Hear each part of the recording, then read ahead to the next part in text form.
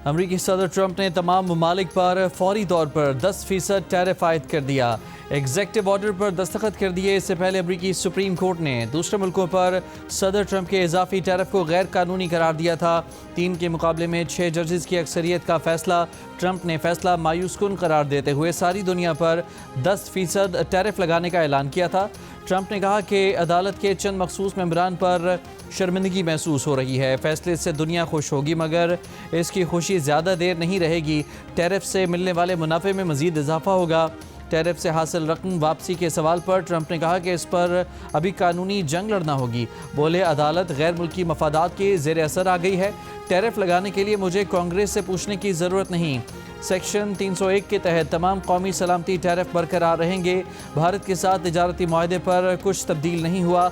तमाम मुआहदे बरकरार रहेंगे, सिर्फ तरीक़ाकार मुख्तलिफ होगा। अमरीकी अदालत ने कहा कि ट्रंप ने जिस कानून के तहत ये टैरिफ लगाए हैं वो कौमी इमरजेंसी के लिए बनाया गया। ये कानून ट्रंप को इजाफी टैरिफ लगाने की इजाज़त नहीं देता।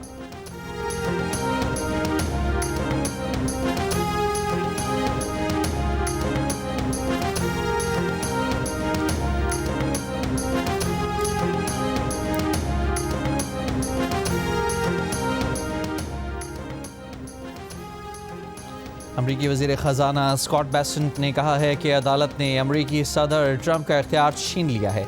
ममालिक के लिए एक ही टैरिफ की सतह पर वापस जाएंगे। तरीक़ा मुख्तलिफ होगा। उम्मीद है तमाम ममालिक तिजारती मुआहदों का एहतराम करेंगे। अब टैरिफ के लिए दीगर कवानीन का सहारा लिया जाएगा और यूँ रवां साल के दौरान टैरिफ कमोबेश यही रहेंगे जो इस वक्त मौजूद हैं। उन्होंने कहा कि अब टैरिफ के लिए सेक्शन 232 और सेक्शन 301 का सहारा लिया जाएगा, जिन्हें अदालतों में कई मरतबा चैलेंज किया गया मगर अदालतों ने उन्हें दुरुस्त करार दिया।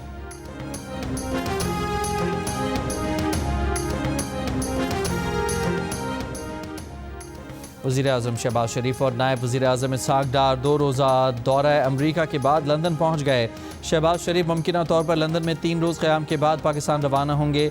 दौरा अमरीका में वज़ीर-ए-आज़म शहबाज शरीफ ने वाशिंगटन में बोर्ड ऑफ पीस इजलास में शिरकत की। इजलास से खिताब में सदर ट्रंप ने वज़ीर-ए-आज़म शहबाज शरीफ और फील्ड मार्शल की तारीफ़ की। वफाकी वज़ीर इत्तलाआत अताउल्लाह तारड़ का कहना था कि इस दौरे में पाकिस्तान को बड़ी पजीराई मिली। कभी पाकिस्तान तन्हाई का शिकार था मगर अब आलमी सफारतकारी में अहम किरदार अदा कर रहा है।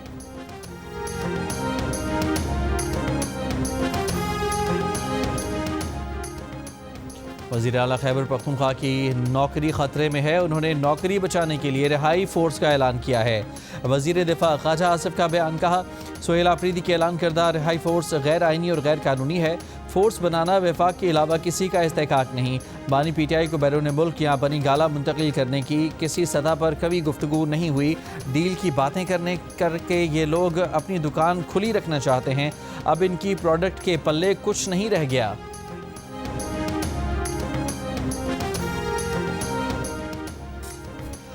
वज़ीर आला खैबर पख्तूनख्वा के मावन खुसूसी शफ़ी जान का कहना है कि बानी PTI की रिहाई फोर्स को पार्टी की मंजूरी की कोई ज़रूरत नहीं।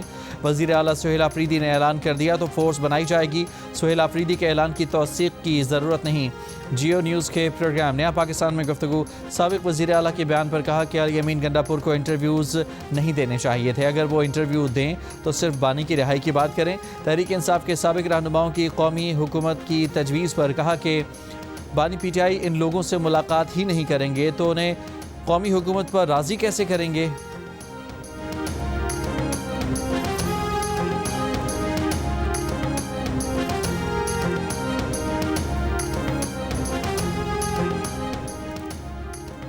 PTI को ना कोई डील की ऑफ़र हुई है ना डील का ऑप्शन टेबल पर मौजूद है। जियो न्यूज़ के प्रोग्राम जरगा में वज़ीर-ए-आज़म के मुशीर बराए सियासी उमूर राना सनाउल्लाह ने डील की खबरों की तरदीद कर दी। कहा, इमरान खान को ना हुकूमत और ना ही इस्टेब्लिशमेंट की तरफ से डील की ऑफ़र हुई और ना ऐसी कोई डील मौजूद है।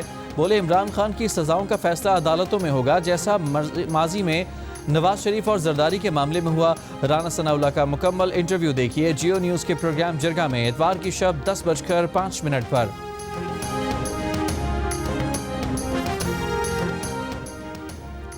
IMF की पाकिस्तान की माशी इस्लाहात की तारीफ। 14 साल में पहली बार करंट अकाउंट सरप्लस को खुशाइंद करार दिया।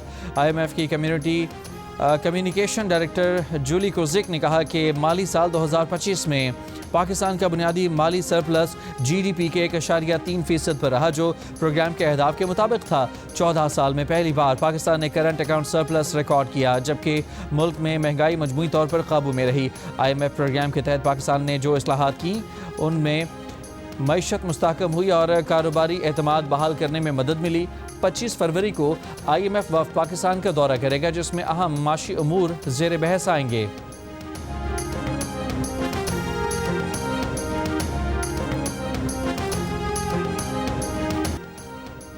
इसराइल में अमेरिका के सफ़ीर माइक हकबी ने कहा है कि ये ठीक होगा कि इसराइल पूरे मशरिक़ वस्ता पर कब्ज़ा कर ले। समाजी राब्ते के प्लेटफॉर्म पर अमरीकी मेज़बान को इंटरव्यू में माइक हकबी ने दावा किया कि खुदा ने ये ज़मीन इसराइलियों को दी है, इसलिए इस पूरे खित्ते पर कब्ज़ा करना उनका हक़ है।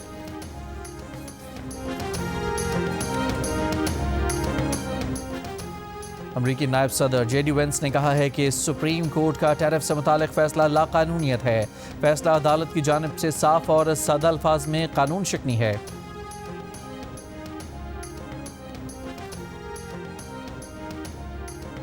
जर्मनी ने कहा है कि अमरीकी सुप्रीम कोर्ट के फैसले के बाद अमरीका से राब्ते में हैं। दो तरफा तजारत के आइंदा इक़दामात पर वजाहत चाहते हैं।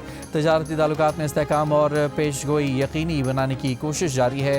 ब्राज़ील के नायब सदर ने कहा कि अमरीकी सुप्रीम कोर्ट के फैसले के बाद होने वाली पेशरफ्त का इंतज़ार करना होगा। तजारती मुज़ाकरात जारी रहेंगे।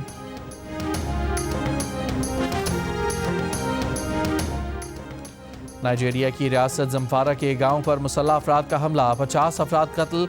हमलावरों ने कई ख़वातीन और बच्चों को अगवा भी कर लिया।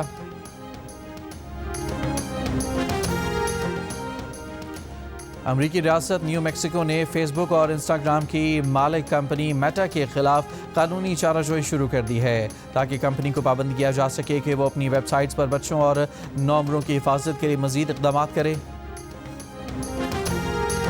पाकिस्तान में अमरीकी नाज़िमुल अमूर नेटली बेकर की रमज़ानुल मुबारक पर मुबारकबाद, कहा कि उन्हें अमरीका और पाकिस्तान के दरमियान मजबूत ताल्लुकात पर खुशी है।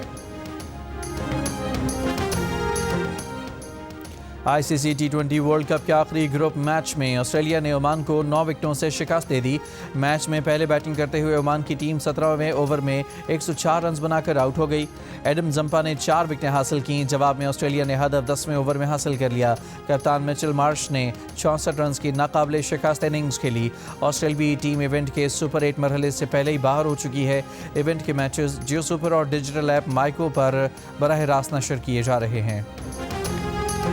और जियो की ड्रामा सीरियल एक और पाकीज़ा की मकबूलियत में रोज़ बरोज़ मज़ीद इजाफा हो रहा है।